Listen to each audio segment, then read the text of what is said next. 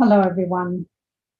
This is Coach Carol, and this session is all about how to dig up your ancestral story. This is a short guide for those family historians who are wanting to write the story of their ancestors one by one. In these slides, I show you my preferred process for writing the stories. First of all, you'll need to choose an ancestor. Which one of your clan will be the one whose story you will begin with? How are they related to you, and how will you bring that out in your story? And why have you chosen them? What is it about them that you want to tell others about? And for the story, you'll need to indicate the where, the what, and the how your ancestor has experienced the information that you're going to share in the story.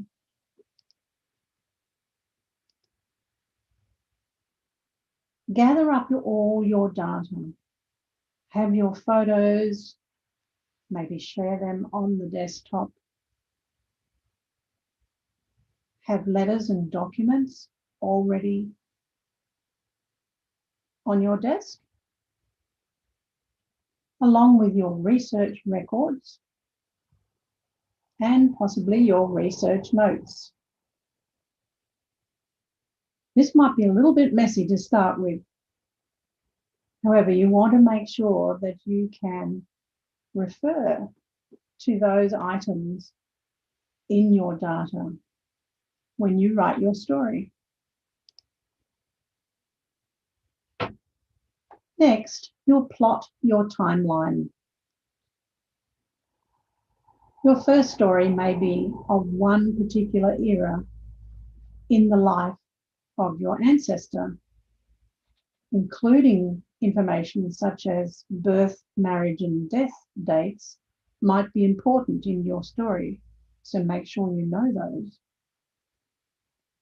If this is a story about a significant event, such as a wedding or a special event in which your ancestor took part, which had impact in history.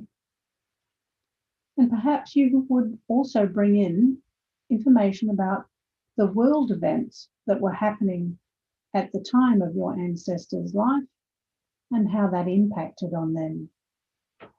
So plotting your timeline so that your reader or viewer knows when and where this story took place.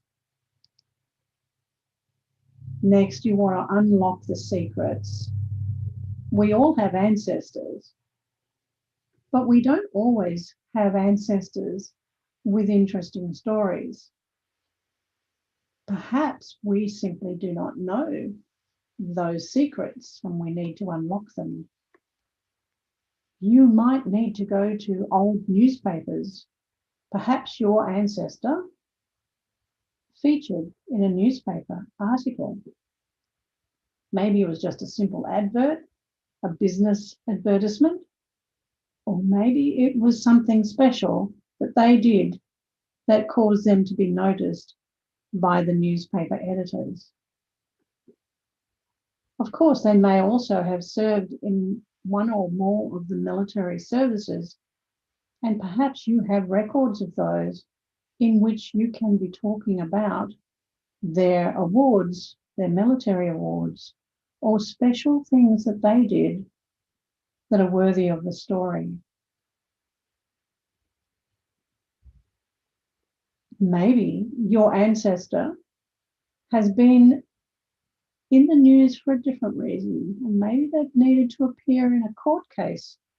Perhaps that was because they had done something, or maybe had something done to them. You can find a great deal about ancestors in the old court cases. Your ancestor may have also moved from one country to another. This is a story in itself, and you may find other secrets if you look at the passenger lists for the ship on which they immigrated to another country.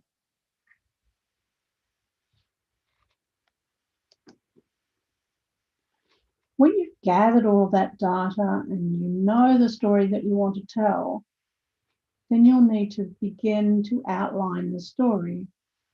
Probably you'll do that in handwriting first, but not necessarily. Begin with an engaging title. You'll want the reader to immediately think, I want to read this.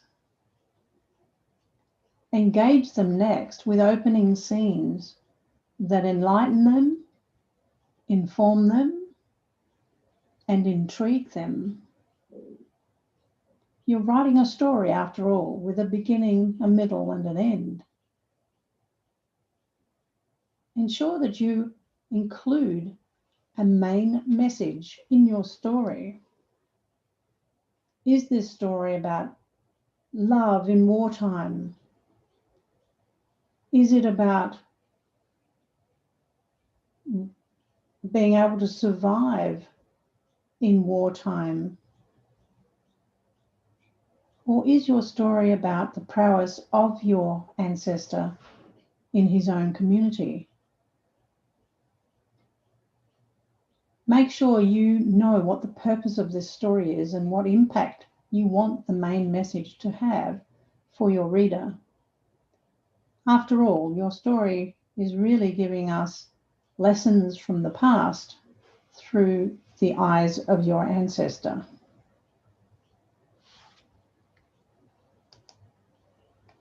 Next, you can begin to draft the actual story, working from your outline. Where to do that?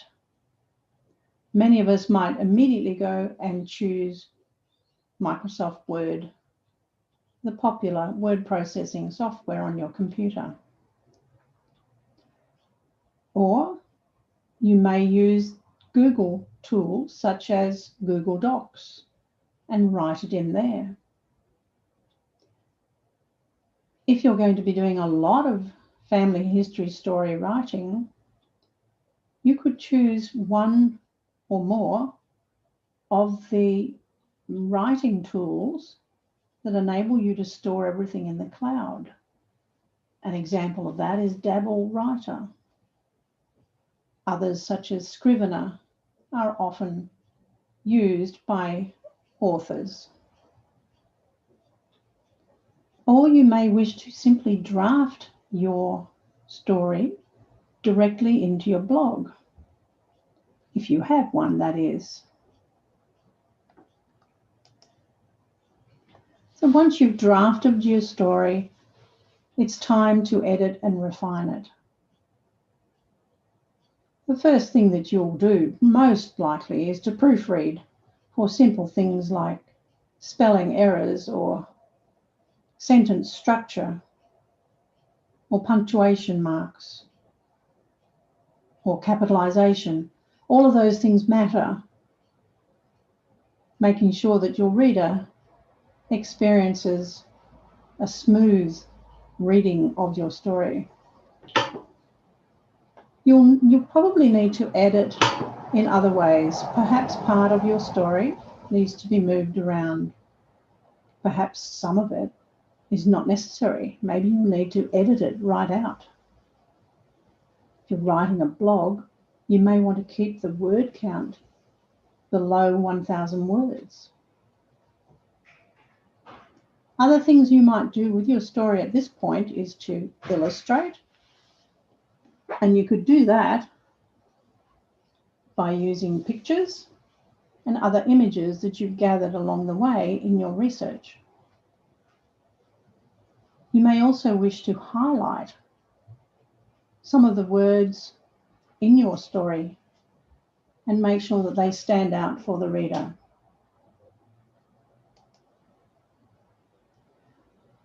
When you've edited, it's ready Now, for you to publish, you can do this in a number of ways. You may wish to publish your story to somewhere in the cloud. It could be in your Google Drive if you've been using Google Docs.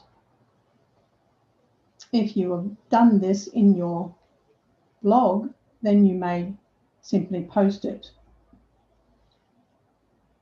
If you have a website, you might publish your story directly on your website, WordPress, for example. Or if you're using one of the Family Tree online services, your story could be published directly in there as well. That choice would be especially important for members of your family so that they can see it. Finally, when you come to the end of writing your family history story, it's time to celebrate, to share it, get feedback from your family members, and celebrate the achievement of writing your story.